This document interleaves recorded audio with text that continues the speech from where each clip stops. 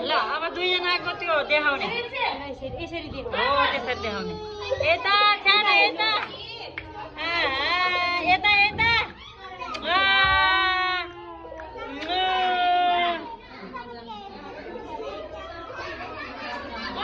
ल भयो भयो सिङ्गल किचन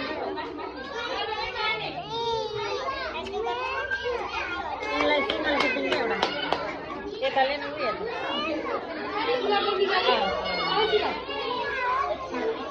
गुलाबको अहिले